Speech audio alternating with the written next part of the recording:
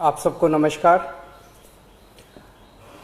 जैसा कि आप देख रहे हैं, पिछले कुछ दिनों से दिल्ली में तीसरी लहर अगर आती है तो उससे दिल्ली को बचाने की तैयारी की जा रही है।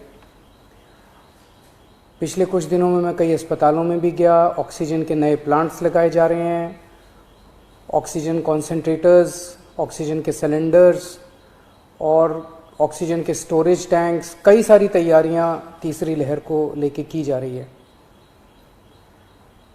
लेकिन अगर तीसरी लहर आती है तो जैसा हमने दूसरी लहर में भी देखा, पहली लहर में भी देखा कि मेडिकल और पैरामेडिकल स्टाफ की बड़ी कमी हो जाती है।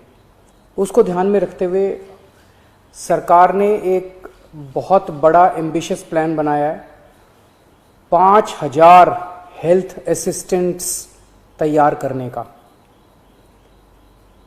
इनको टेक्निकल भाषा में कम्युनिटी नर्सिंग असिस्टेंट्स कहते हैं।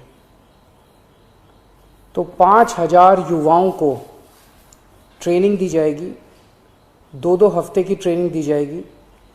आईपी यूनिवर्सिटी ये ट्रेनिंग दिलवाएगी और दिल्ली के 9 मेजर मेडिकल इंस्टीट्यूट्स हैं जहां पे उन लोगों को बेसिक ट्रेनिंग दी जाएगी।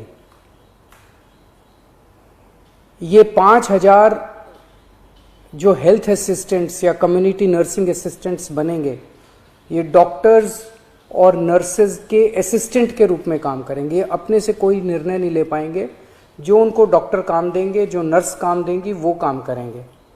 इनको बेसिक नर्सिंग में, पैरामेडिक में, लाइफ सेविंग में, फर्स्ट एड में, होम केयर में, इनमें इन लोगों को ट्रेनिंग दी जाएगी। बेसिक चीज़ों की ट्रेनिंग दी जाएगी, जैसे ऑक्सीजन कैसे नापते हैं, ब्लड प्रेशर कैसे नापते हैं, टीका लगाना है, वैक्सीनेशन अगर करनी है वो कैसे करते हैं, पेशेंट केयर में डायपर चेंज करना, catheter, bed pan, sample collection करना है, कॉन्सेंट्रेटर कैसे काम करता है, सिलेंडर कैसे करते हैं, मास्क कैसे लगाना है। तो जैसे मान लीजिए हमने बहुत बड़ा कोविड सेंटर बनाया, तो वहाँ पे अगर डॉक्टर्स के साथ कई सारे इस तरह के असिस्टेंट लगा दिए जाएंगे तो डॉक्टर्स बहुत एफिशिएंटली काम कर पाएंगे और पेशेंट केयर काफ़ी अच्छे से हो पाएगा।